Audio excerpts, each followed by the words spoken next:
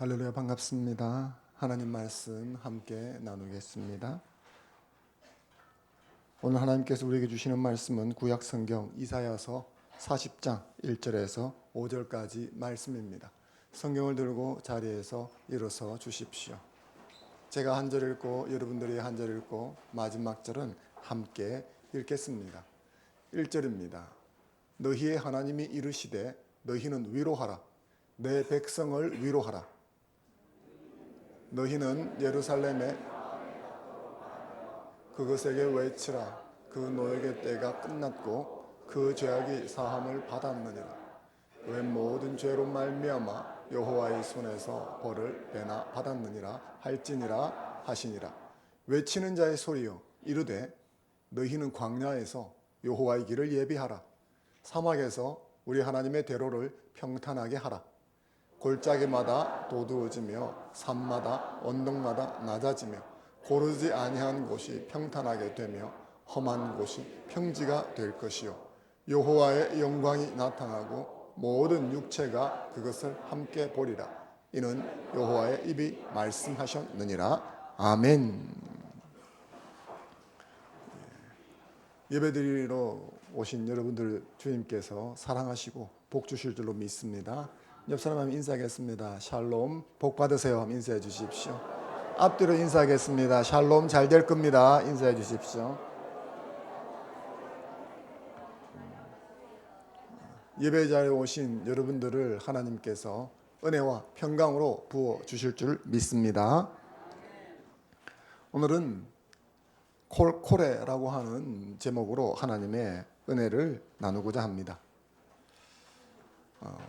이 콜코레라고 하는 말은 3절 보시면 외치는 자의 소리여라고 하는 구절이 있는데 이 구절의 히브리어입니다. 우리말은 외치는 자의 소리여 해서 조금 길지요. 근데 히브리어는 간편한 편입니다. 콜코레. 그래서 오늘은 이 콜코레라고 하는 제목으로 하나님께서 우리에게 주시는 은혜를 받고자 합니다. 먼저 말씀 속으로 들어가기 전에 본문의 배경을 조금 살펴보고 들어가겠습니다. 이사야서는 성경 안에서 가장 긴 책입니다. 66장으로 구성이 되어져 있습니다. 크게 두 파트로 되어져 있습니다. 39장을 기점으로 1장부터 39장이 전반부, 그리고 40장부터 66장까지가 후반부 이렇게 되어져 있습니다. 1장부터 39장 전반부에는 죄로 인해 유다에 임하게 될 심판 메시지가 가득 담겨 있습니다. 그리고 40장부터 66장까지에는 심판 뒤에 주어지는 하나님의 위로와 은혜 메시지가 담겨 있습니다. 여러모로 이사야서는 성경과 아주 흡사합니다. 성경은 총 몇 권으로 되어 있나요? 66권입니다. 이사야서는 66장으로 되어져 있습니다. 총 성경은 크게 두 파트로 나누어집니다. 이사야서도 두 파트로 나누어집니다. 성경은 두 파트로 나누면 무엇으로 나눕니까? 구약과 신약, 신약과 구약으로 나누죠. 이사야서도 두 파트로 나누면 전반부와 후반부로 나눌 수가 있습니다. 구약의 첫 권이 이름이 뭔지 아십니까? 창세기죠. 예. 구약의 마지막 권 이름이 뭔지 아십니까? 예, 더 이상 말하지 말라고 말라기입니다. 예. 이 말라기는 66권 중에서 39권에 해당이 되어집니다. 그래서 1권부터 39권까지가 구약, 40권부터 66권까지가 신약입니다. 이사야서는 1장부터 39장까지가 전반부, 40장부터 66장까지가 후반부. 그러니까 성경과 이사야서가 너무 닮았지 않습니까?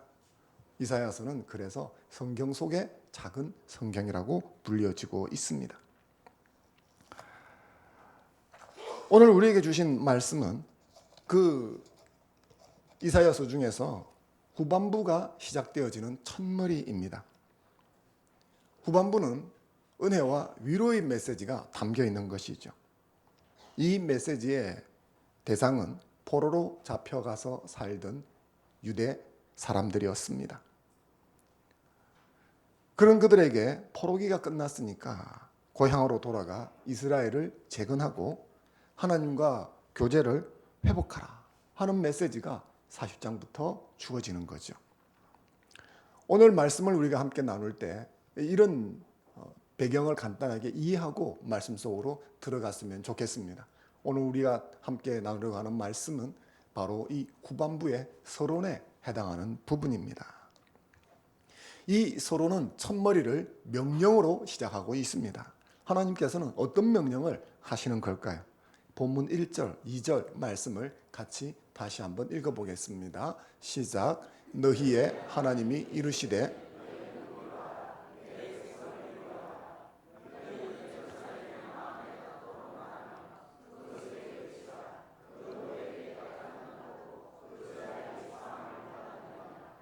그의 모든 죄로 말미암아 여호와의 손에서 벌을 받았느니라 할지니라 하시니라. 아멘. 하나님께서는 예루살렘에게 외치라고 선포하라고 명령하십니다. 여기서 예루살렘은 문자적인 도시 예루살렘이라기보다는 예루살렘에 살던 사람들, 그 사람들은 포로로 잡혀갔으니까 지금은 예루살렘에 살지 않고 바벨론 지역에 살고 있었던 사람들이죠. 좀 더 구체적으로 이야기하면 바벨론에 포로로 잡혀가서 살던 사람들에게 이야기하라, 선포하라 하는 것입니다. 무엇을 선포하라 그러는가? 자기 백성의 복역의 때가 끝났다. 그래서 하나님께서 너희를 위로하기를 원하신다라는 메시지를 선포하라. 그래서 1장의 첫머리에는 위로하라라고 명령을 하고 있습니다. 위로하다라고 번역된 히브리어는 나하무라고 하는 단어입니다. 여기 보면 위로하라, 위로하라. 그러니까 거듭해서 말하고 있죠. 누군가 강조할 때 같은 말을 반복해서 하지 않습니까? 이게 강조가 되었다는 것을 알 수가 있죠. 그런데 이 나하무라고 하는 히브리어 위로하라는 단어가 이 본문에서 사용되었을 때 히브리 문법상 이것이 강세형입니다. 우리는 강세형을 잘 모르죠. 액센트를 주는데 히브리어는 거기에 문법 자체에 강세형이라고 표현이 되어 있습니다. 예를 들면 이런 것이죠. 내가 어떤 사람을 뒤따라갑니다. 그런데 이 뒤따라간다는 동사가 강세형으로 쓰여지면 단순히 뒤따라가는 것이 아니라 잡아 죽이려고 쫓아간다는 의미가 되어집니다. 그래서 뒤따라간다 하는 의미가 강세형으로 쓰여지면 핍박, 박해 그런 의미가 되어지는 거죠. 위로하라 하는 이 단어가 강세형으로 쓰여졌으니까 그냥 단순히 위로의 말을 건네는 게 아니고 진짜 가슴에 품고 어둥둥하면서 위로하라 하는 그런 말입니다. 수단과 방법을 가리지 않고 눈물을 그치게 하고 위로를 하고 격려를 해주라는 의미가 여기 담겨 있어요. 그런데 그런 나하무가 이중으로 다시 중첩되어 쓰여 있습니다. 그러니까 얼마나 강력하게 위로를 해야 되는가 하는 것이 이 명령에 담겨 있는 것입니다. 그러므로 이 하나님께서는 이 위로하라고 명령하면서 당신의 마음을 올곧이 이곳에 담아 두신 것입니다. 하나님은 유다 백성들을 죄 때문에 심판하셨습니다. 이사야서의 전반부라고 할 수 있는 39장 이전까지에는 이 심판의 내용을 다루고 있는 거죠. 그 내용은 아주 혹독한 내용이 많이 들어 있습니다. 여기에 보면 하나님은 유다와 예루살렘에 준엄한 하나님이 심판이 임할 것이라고 예언하셨습니다. 하나님께서 이사야를 통해서 예언하는 그때에는 이 말씀은 실현된 것은 아닙니다. 하지만 하나님의 입에서 나온 것은 미래에 있는 일이라도 현재 일과 같습니다. 왜냐하면 하나님 입에서 나오는 순간 그것은 현실이기 때문이죠. 예루살렘은 바벨론에 함락당할 것이다. 모든 보물은 약탈당할 것이다. 귀족부터 백성에 이르기까지 한다 하는 사람은 다 포로로 끌려가는 비참한 일을 겪게 될 것이다. 이런 예언이 주어졌습니다. 그리고 이 예언은 결국 성취가 되어지죠. 주전 586년 유다는 멸망하고 나라는 문을 닫습니다. 그리고 이 비극적인 예언의 말씀은 모두 성취가 되어졌습니다. 그런데 이렇게 징계하시는 하나님은 동시에 회복에 대한 계획도 함께 가지고 계셨습니다. 죄에 대한 대가를 지불하게 하고 연단 기간을 거치게 하지만 그게 끝나면 넘치는 위로를 부어줄 계획을 가지고 계셨습니다.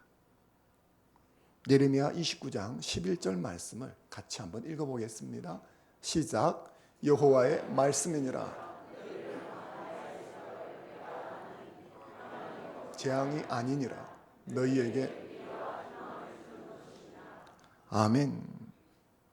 이게 하나님의 본심입니다.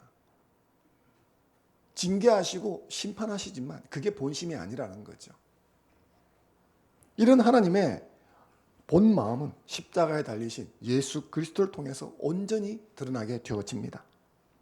바벨론의 포로로 끌려가서 죗값을 치르는 유대 백성들의 모습, 이것은 죄의 종로로 타는 인생의 자화상과 같은 것입니다. 하지만 바벨론 포로 생활을 했던 유대하고 달리 인간의 근원적인 죄는 인간의 공로, 행위로 해소가 되어지지 않습니다. 하나님은 바벨론 포로로 잡혀갔을 때 연단 기간을 70년으로 제한해 주셨습니다. 그렇게 하고 돌아오게 해주신 거죠. 그러나 돌아왔다고 그들의 죄 문제가 완전히 해결된 것은 아니었습니다. 노역과 노동과 고통, 시련으로 해결할 수 있는 것이 아니죠. 결국 그들은 돌아와서도 여전히 예전의 삶을 반복하고 죄의 노예로 살아가는 비참한 모습을 보여줍니다. 하나님께서는 이런 우리를 향해서 근본적인 해결책을 제시하셨습니다. 그것이 바로 예수 그리스도를 통한 대속의 공로입니다. 로마서 5장 6, 8절 말씀을 같이 한번 읽어보겠습니다. 시작. 우리가 아직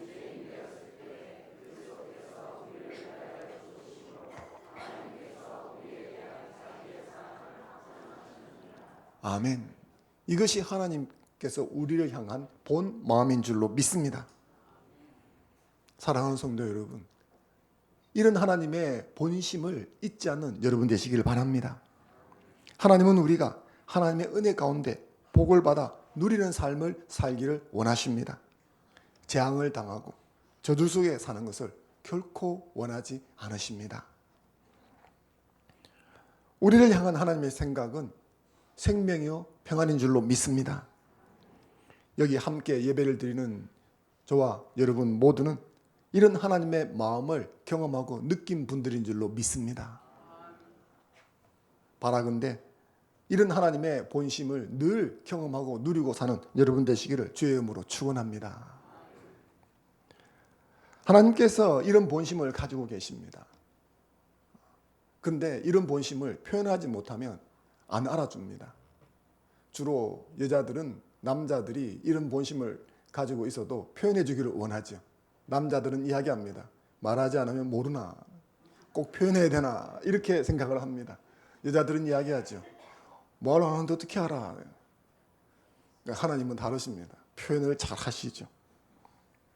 하나님은 당신의 이런 마음이 전달되기를 원하셨습니다.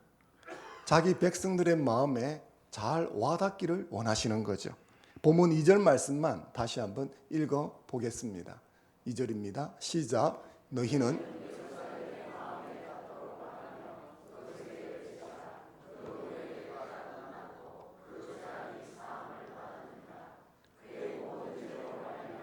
여호와의 손에서 벌을 받았느니라 할지니라 하시니라. 아멘. 말씀드렸던 대로 예루살렘에게 말한다는 것은 유다 포로로 잡혀갔던 유대인들, 자기 백성들에게 말하라는 겁니다. 그런데 말하는데 어떻게 말해야 되느냐 하면 마음에 와닿게 말해 달라는 겁니다. 여기 와닿게라고 이 닿게, 마음에 닿도록이라고 번역되어 있는 것은 번역자의 삽입입니다. 원어에는 없는 것이죠. 원어에는 그들의 예루살렘의 마음에 말하라 이렇게 되어 있습니다. 그런데 이제 문맥적으로 본다면 이 정말 위로하고 싶어 하시는, 못 견디게 위로하고 위로해주고 싶어하는 이 하나님의 마음이 그 마음에 잘 전달되기를 원한다는 이 문맥적으로 볼 때 번역자가 닿도록이라는 단어를 삽입한 것입니다. 근데 이 번역은 상당히 잘된 번역이라고 생각이 되어집니다. 그런데 뒤집어 생각해 보면 사람들의 마음에 잘 와닿지 않는다 하는 전제가 있는 것입니다. 이것은 이어지는 3절 말씀을 살펴보면 보다 분명해집니다. 3절 말씀을 같이 한번 읽어보겠습니다. 시작. 외치는 자의 소리여.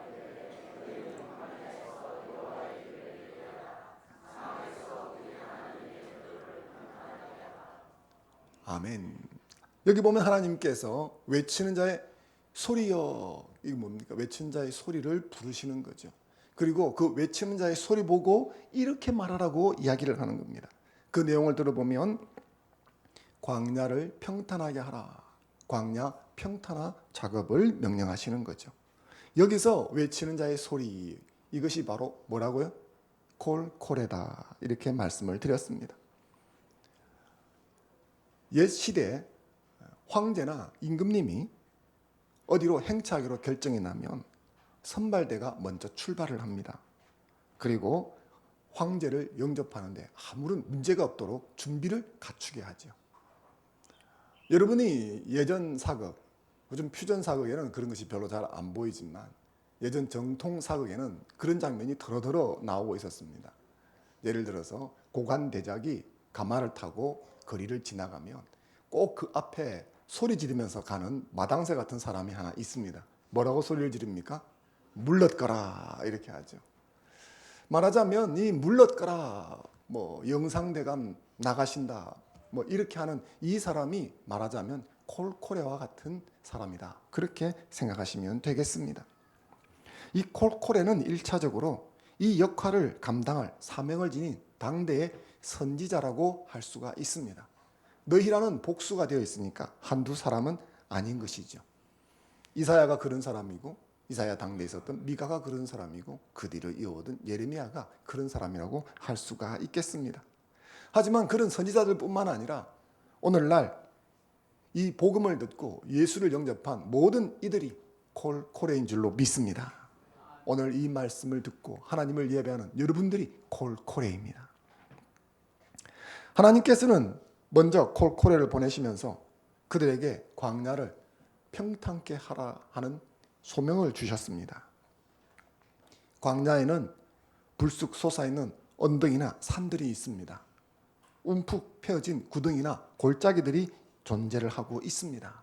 본문 4절 말씀을 같이 한번 읽어보겠습니다. 시작. 골짜기마다 도두어지며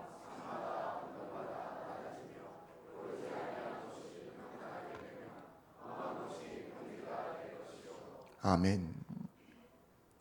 이 말씀을 보면 이런 것이죠. A 지역에서 B 지역으로 가야 하는데 그 사이에 광야가 존재한다면 당연히 가기 어렵지 않겠습니까? 그럼에도 불구하고 A 지역에서 B 지역으로 가야 한다면 이 광야를 어떻게 해야 하는 것이죠. 그 사이는 광야를 정비를 해야 하는 것입니다. 그러므로 본문 2절에서 4절 말씀을 이런 맥락에서 종합 정리를 해보면 이렇게 되어져 있죠. 하나님은 당신의 마음을 자기 백성의 마음에 와닿게 전달해 주고 싶으십니다. 그런데 그 중간에는 광야라고 하는 어려움이 존재를 하고 있습니다. 그래서 이 광야를 어떻게 정비를 해서라도 하나님의 본심이 이 자기 백성들의 마음에 전달되기를 원하십니다. 이것을 위해서 먼저 파견대로 파송되는 사람을 콜코레라고 한다 하는 것입니다. 하나님은 광야의 어려움에도 불구하고 당신의 마음을 전달해 줄 콜코레를 찾으십니다. 광야의 어려움은 어떤 것일까요? 길을 내는 것, 도로를 건설하는 것인데 우리가 건축 전문가가, 토목 전문가가 아니니까 이게 어떻게 어려운지는 잘 모릅니다. 하지만 지금으로부터 한 2000년 전, 3000년 전에 길과 도로를 내는 것, 지금보다는 훨씬 어려운 건 맞겠죠. 그들은 길, 도로를 어떻게 내었을까요? 길, 도로 하면 역사 속에서는 로마 제국을 떠올릴 수가 있습니다. 로마 제국은 길 닦는 데는 정말 천부적인 소질을 가진 나라였던 것 같습니다. 로마 제국에서 만들었던 길을 하나 보시겠습니다. 이것이 로마 제국이 2000년 전에 닦았던 길입니다. 로마 제국 안에 거미줄처럼 이런 길을, 도로를 닦아 놓았습니다. 이 사진은 로마, 지금 이탈리아 로마죠. 로마에 들어가기 직전에 있는 도로들입니다.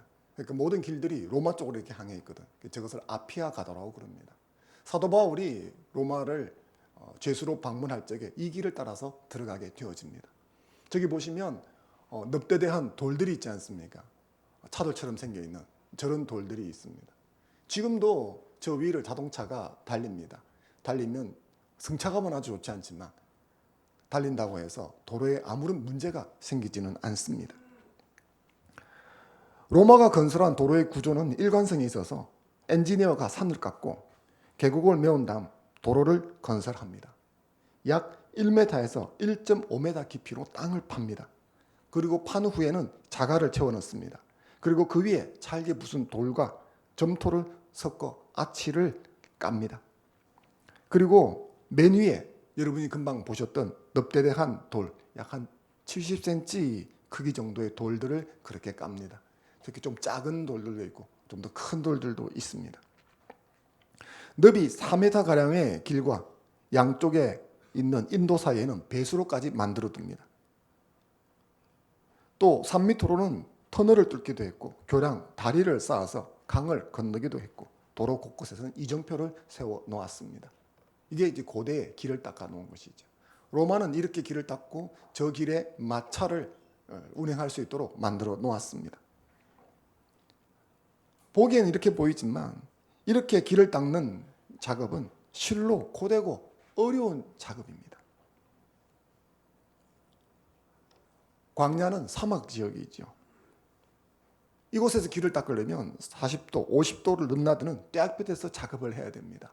일사병으로 죽어가는 사람들이 부지기수로 나오는 것이죠. 당시는 지금 같은 장비들이 없지요. 땅을 파고 돌을 부수고 돌을 채우고 그 돌을 운반해 오고 이런 모든 것들은 사람이 손으로 하는 것입니다. 짐승을 사용하기도 하지만 사실 맨손으로 다 하는 작업인 것이죠. 이 고역은 상상을 불허하는 것입니다. 광야를 평탄케 하는 작업, 이 광야의 어려움은 포로 생활을 하는 동안 다친 마음이 된 유다 백성의 마음 상태를 상징하는 것입니다. 바벨론 포로 생활에서 오는 고난은 그들의 마음을 닫아버렸습니다. 나라가 망했습니다. 사랑하는 가족들과 생이별을 했습니다. 사랑하는 혈육이 눈앞에서 비참하게 피투성이가 되어서 죽었습니다. 노예로 잡혀서 뿔뿔이 흩어지게 되었습니다. 자신도 죽지 못해서 뿔뿔이 흩어진 상태에서 비참하게 노예로 끌려와 살고 있습니다. 이런 상황이면 그 마음이 어떻겠습니까? 힘들고 너무너무 삶이 고통스럽기 때문에 신을 원망하는 것이죠. 하나님을 원망합니다. 삶을 원망합니다. 부모를 원망합니다. 심지어 자기 자신을 원망하는 거죠. 그것은 마치 산이 불쑥 솟아있거나 골짜기가 움푹 패어 있어서 마차나 자동차가 다닐 수 없는 길과 같은 모습입니다. 지난주 저는 여러분들에게 선천성 백내장 소녀를 수술해준 정현재 집사님 이야기를 소개했었습니다. 이 집사님이 어머니에게 당신의 딸을 수술해 주겠습니다 라고 했을 때 이 어머니가 기뻐하지 않았습니다. 화를 벌컥 내고 성질을 내면서 썩 꺼지라고, 사기치지 말라고 그렇게 말했습니다. 돈이 없어 수술을 포기하고 되는 대로 그저 마지못해 살아가고 있었기 때문에 이런 희망의 메시지를 듣고도 도리어 화를 내버린 것이죠. 우리는 충분히 이것을 이해할 수 있지 않습니까? 이런 사람들의 마음 상태를 상징하는 것이 바로 광야인 것입니다. 따라서 광야를 평탄하게 하라 하는 것은 하나님의 위로가 그들의 마음에 와 닿을 수 있도록 사전 조치를 하라 하는 말씀인 겁니다. 험한 언덕이나 산은 깎아내리고 구문한 곳은 메워야 합니다. 고르지 않고 굽은 곳은 평탄하고 바르게 만들어야 합니다. 울퉁불퉁한 곳은 평지가 되게 하는 작업이 선행되어야 합니다. 사랑하는 성도 여러분, 하나님은 오늘 이 말씀을 듣는 저와 여러분들에게 하나님의 콜코레가 되기를 원하시는 것입니다. 하나님은 당신의 위로를 받을 만한 마음의 상태가 아닌 사람들의 마음에 하나님 당신의 본심을 전달하고 싶어 하십니다. 이 일은 결코 쉬운 일이 아닙니다. 물리적으로 길을 닦는 것이 어렵다는 말씀을 드렸지 않습니까? 높은 산을 깎아내려야 하지요. 골짜기는 어디선가 흙과 돌을 가지고 와서 메워야 하지요. 광야라는 작업 환경은 최악의 곳이죠. 하지만 보이지 않는 영적 도로를 정비하는 것은 이 물리적 도로를 정비하는 것보다 훨씬 더 어려운 것입니다. 맷돌 아래짝처럼 단단히 굳어있고 닫혀있는 마음에 하나님의 마음을, 하나님의 본심을 와 닿도록 전달하는 것, 얼마나 많은 수고가 필요하겠습니까? 길을 닦고 도로를 놓는 작업이 한순간에 이루어지는 것이 아닌 것처럼 사람의 마음에 하나님의 본심이 와 닿는 길을 내는 것 역시 한순간에 되어지는 일이 아닙니다. 수많은 시각과 노력과 수고가 필요한 줄로 믿습니다. 화평 이후 초천장치를 계기로 여러분들이 누군가의 마음에 하나님의 본심을 전달하려고 하는 그 수고와 애씀과 시간과 헌신이 그래서 귀한 줄로 믿습니다. 하지만 이런 어려움에도 불구하고 하나님은 위로받기를 거절하는 사람들의 마음에 위로를 선포하고자 그때도 그리고 지금도 콜코레를 찾고 부르고 계십니다. 사랑하는 성도 여러분, 하나님은 저와 여러분의 손과 입술과 발을 필요로 하십니다. 하나님의 마음을 전달하기 위해 손과 입술과 발을 내어드리는 저와 여러분이 되었으면 좋겠습니다. 하나님의 위로와 격려를 전달하는 전달자로 서는 저와 여러분이 되었으면 좋겠습니다.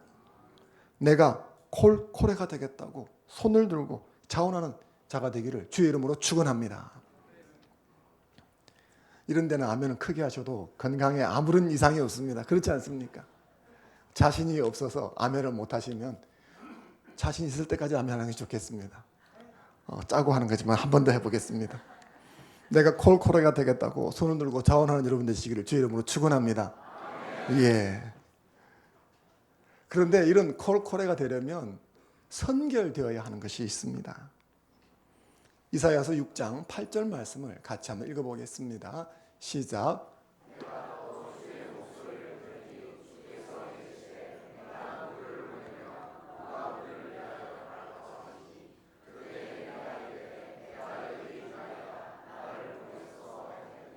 아멘.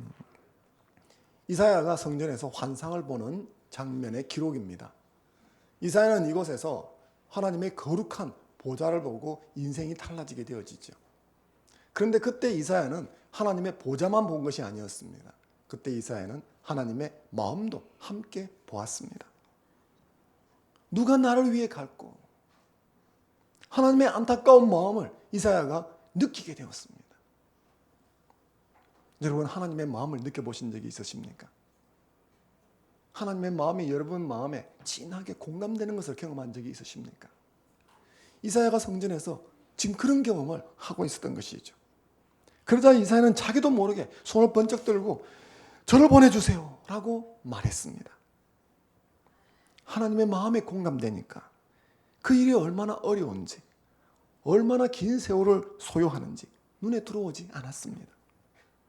그저 이런 하나님의 마음을 전달하고 싶어진 것입니다. 저는 여러분들도 이와 같은 경험이 있기를 바랍니다. 제가 준비한 짧은 영상을 하나 같이 보겠습니다.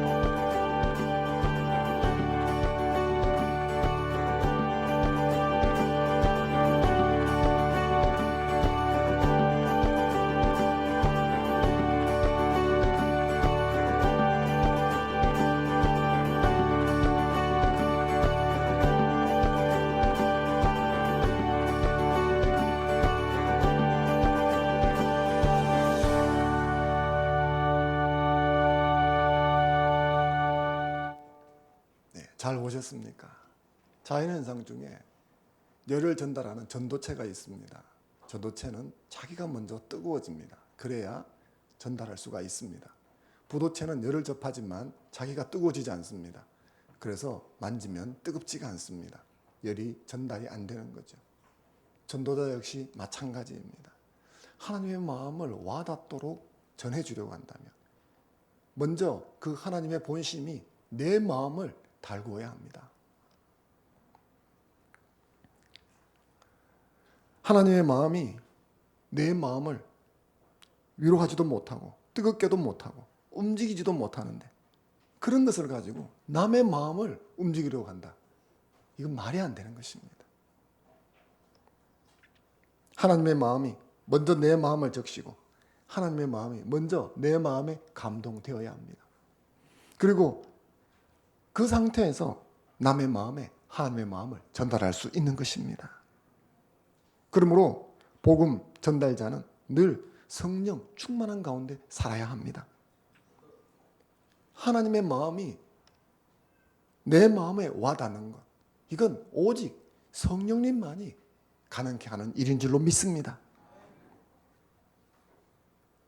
그러므로 복음 전도란 성령의 은혜를 입지 않으면 불가능한 일입니다. 성령님이 아니고서는 내 마음이 하나님의 마음에 연동될 수가 없습니다. 여러분이 만약 어느 순간 하나님의 마음이 깨달아져서 제가 여기 있어요, 제가 그렇게 하겠습니다 라고 되어졌다면 그건 여러분의 감정이 움직인 것이 아니라 성령께서 여러분을 감동시키신 것입니다. 이 은혜가 여러분에 있기를 바랍니다. 성령님이 아니고는 남의 마음에 이런 하나님의 마음을 전달해 줄 수가 없습니다. 사랑하는 여러분, 성령 충만을 구하는 자가 되기를 바랍니다. 남의 마음에 하나님의 마음을 전달하는 것은 내 힘으로는 불가능합니다. 내 뱃속으로 난 자녀에게도 불가능한데 생판 남에게 가능할 것 같습니까? 죽을 정도로 노력하면 가능해지는 일이 아닙니다. 죽을 정도로 노력하고 그리고 죽어버려도 불가능합니다.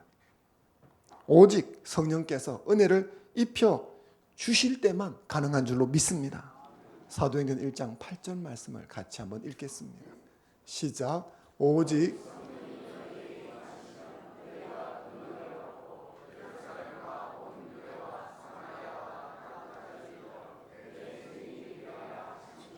아멘. 성령 충만을 위해서 간구하고 기도하는 여러분 되시길 바랍니다. 그럴 때 성령께서 나를 통해서 하나님의 마음을 전달하는 놀라운 역사를 일으켜 주실 줄로 믿습니다. 엘리야가 성천 직전에 엘리사를 데리고 마지막 여행을 떠납니다. 함께 길갈, 베델, 여리고를 돌아보지요. 그리고 성천 직전 엘리야는 엘리사에게 바라는 바가 있다면 말해보라고 이야기를 합니다. 그러자 그때 기다렸다는 듯이 엘리사가 소원을 말합니다. 그게 열왕기하 2장 9절 말씀입니다. 같이 한번 읽어보겠습니다. 열왕기하 2장 9절 시작. 건너매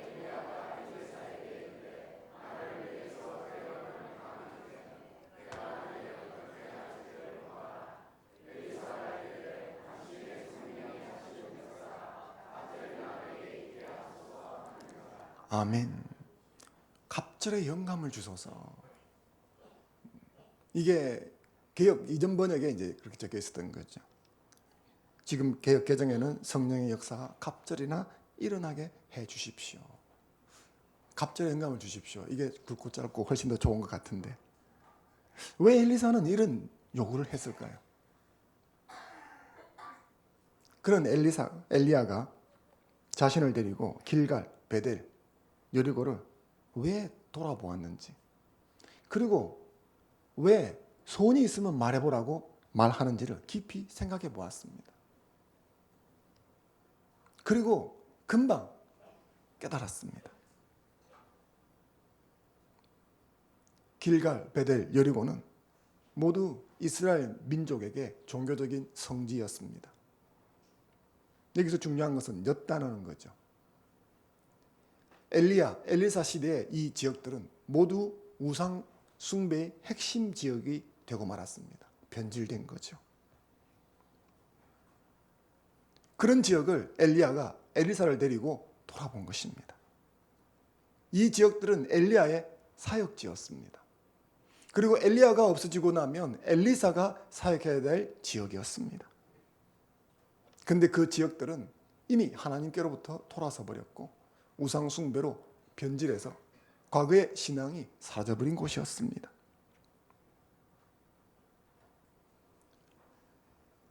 엘리야가 이런 지역들을 보여주면서 너가 앞으로 사역해야 될 사역지가 이런 곳이다 말해주는 것이죠. 그리고 묻는 것입니다. 내가 이런 곳에서 사역하기 위해서는 무엇이 가장 필요하겠느냐? 그렇게 물은 거예요. 뭐 소원을 말해봐. 그러면 내가 막 들어줄게. 이런 게 아니라는 거죠. 엘리사가 생각한 것이죠. 이와 같은 땅에서 내가 하나님의 백성으로, 하나님의 선지자로 사역하기 위해서 무엇이 가장 필요한가? 갑절의 영감이 필요하다. 나는 당신보다 더 재능이 떨어지니까 당신에게 있었던 것보다는 2배가 더 필요합니다. 이런 생각을 했다라는 것입니다. 길갈, 베델, 여리고, 이것은 오늘 본문의 말씀에 의하면 광야 같은 마음 상태를 가진 유대 백성들을 말하는 것입니다. 그리고 오늘 이 시대를 말한다면 하나님을 마음에 두지 않고 살아가는 이 세대와 이 세대의 사람들을 상징하는 것입니다. 이런 마음의 소유자들에게 하나님의 위로를 전달하라고 부름받은 자가 오늘 저와 여러분들인 줄로 믿습니다. 우리가 콜코레인 것이죠. 콜코레는 이런 마음의 소유자들이 하나님을 영접해서 하나님의 집을 건축할 수 있는 준비를 갖추게 하는 사람들입니다. 잠시 피었다가 지는 꽃에 불과한 세상, 권력이나 육체를 의지하는 대신에 영원히 변치 않는 하나님의 말씀을 믿고 의지하도록 도전해야 하는 것입니다. 주님을 저버린 삶에서 돌이켜 주님을 왕으로 영접하고 모셔드리기 위해서 그분이 오실 길을 예비하고 준비하게 하는 사람이 콜코레인 것입니다. 그렇다면 콜코레에게는 성령의 감화, 감동이 필수적인 것입니다. 그냥 있으면 좀 더 신앙생활을 잘하고 없으면 그만이지, 그런 게 아닙니다. 오늘 신약 성도는 모두 콜코레로 부름받은 것입니다. 그리고 콜코레에게는 성령의 임재하심이 필수적인 것입니다.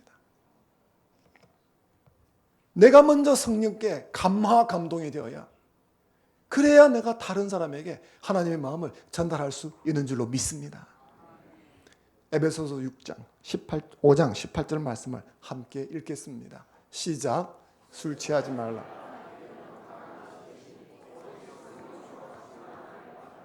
아멘. 하나님께서 부어주시는 성령의 기름 부으심으로 인해서 여러분의 마음이 뜨겁게 달아오르기를 주의 이름으로 축원합니다. 그리고 그 상태에서 하나님의 마음을 위로받기 거절하는 자들에게 찾아가서 전달해주는 콜코레의 사명을 감당할 수 있기를 바랍니다. 이 화평, 이 초청잔치가 그와 같은 계기가 되기를 주의 이름으로 축원합니다. 잠시 주신 말씀 붙들고 함께 기도하겠습니다.